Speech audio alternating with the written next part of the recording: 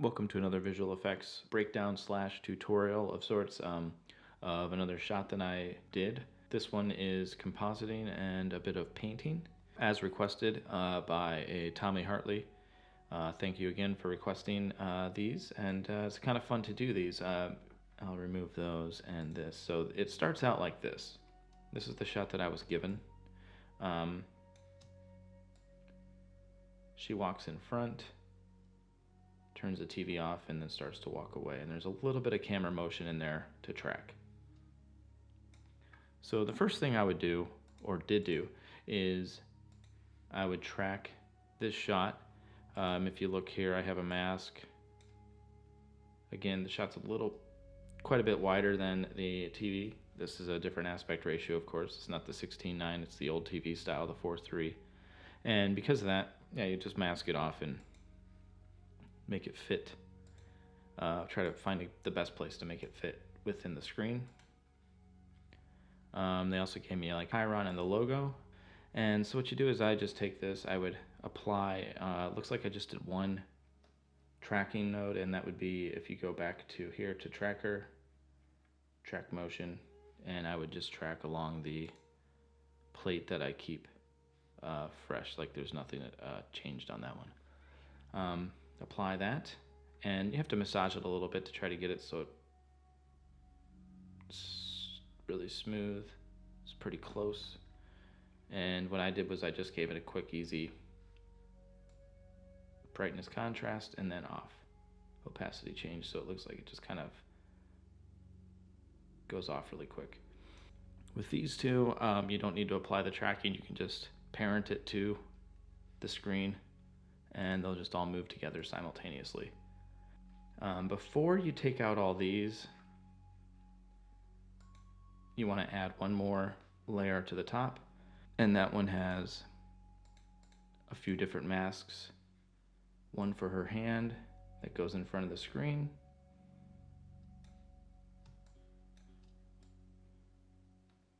One for her body that goes in front of the screen.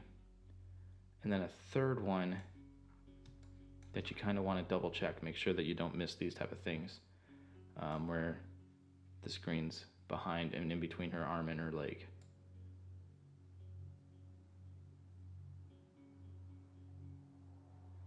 So that's all pretty straightforward stuff.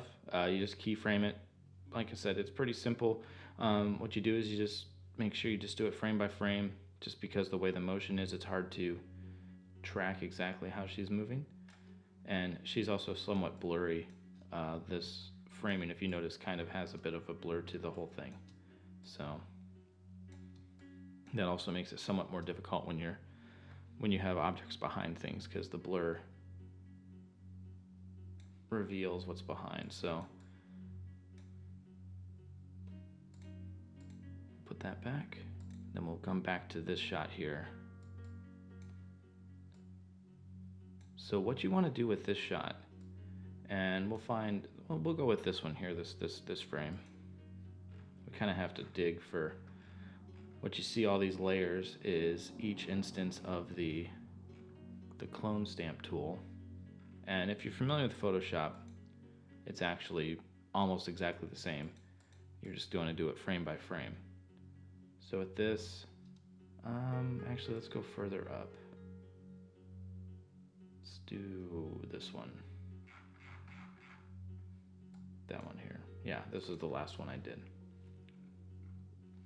So if we go into our paint screen,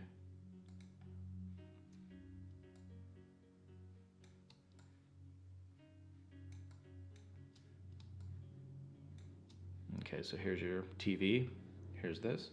And what I'm going to do is I'm just going to erase a few of these, if not all of them, just to do it. Actually, I'll just do these.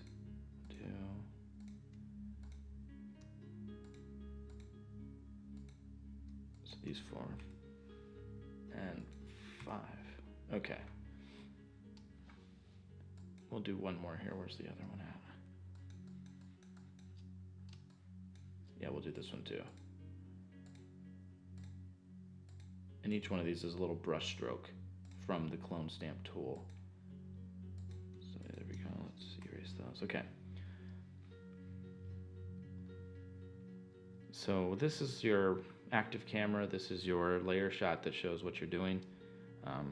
In this one, we'll keep it around here so we can see the motion. And then this, I mean, you know, like I said, this is like with it, if you work with Photoshop, you just zoom in, you hit the Alt key, hold it down, select the area that you want to sample, and then you can just kind of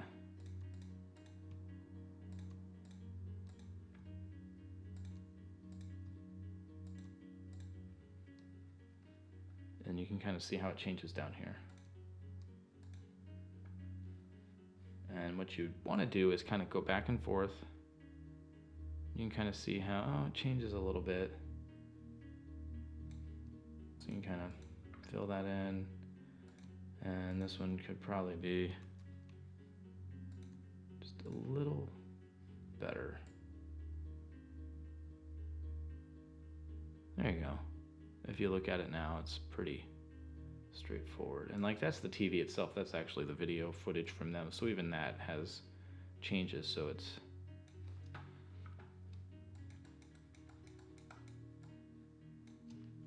and we'll do this top one.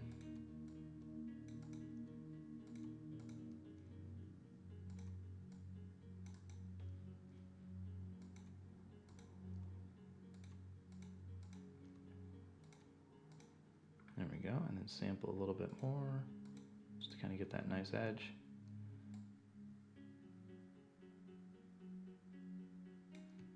And we'll just get a little bit darker up there, there we go.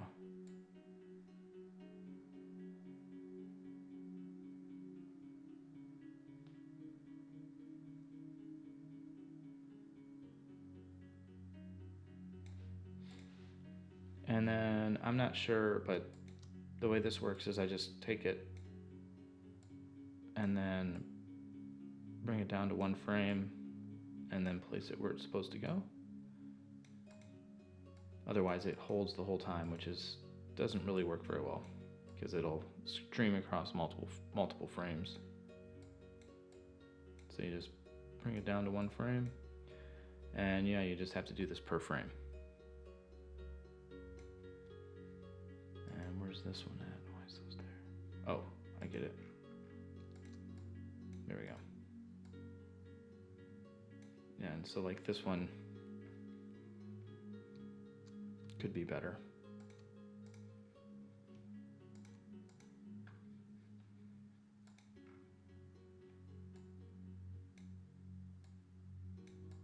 There you go.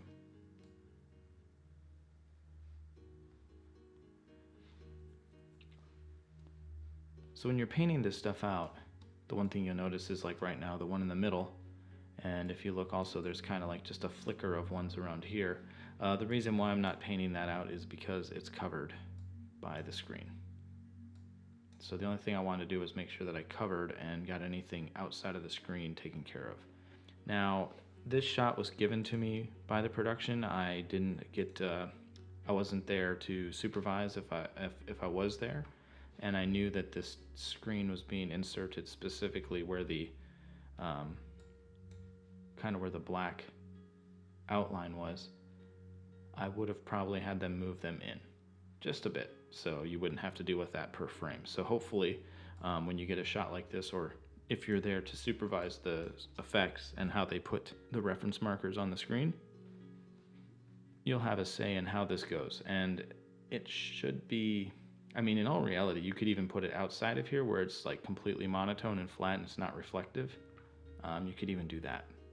And that would actually be almost easier to take care of it, because then she wouldn't be moving in front of the screen, there wouldn't be any reflection, you wouldn't have to worry about any of that stuff. So that's just another option. But the final product, once you do all that, is, let's go back to here, fit.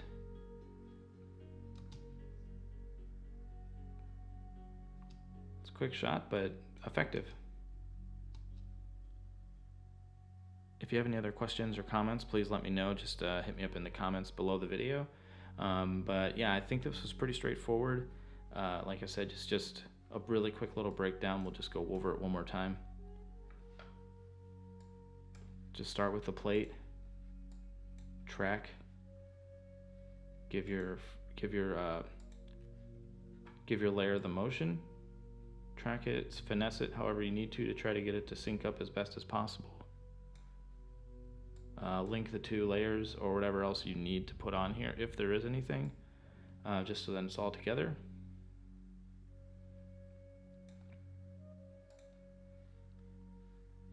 Get the front layer, mask it off, and your subject then can move in front. That's pretty simple, just by using a couple masks, keyframing it per, every frame that you need to.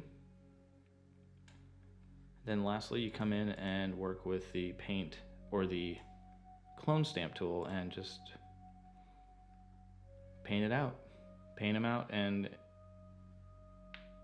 you just have to be really careful, make sure that you kind of cleaned it up so the edges don't move around too much. Hopefully you don't notice it at all.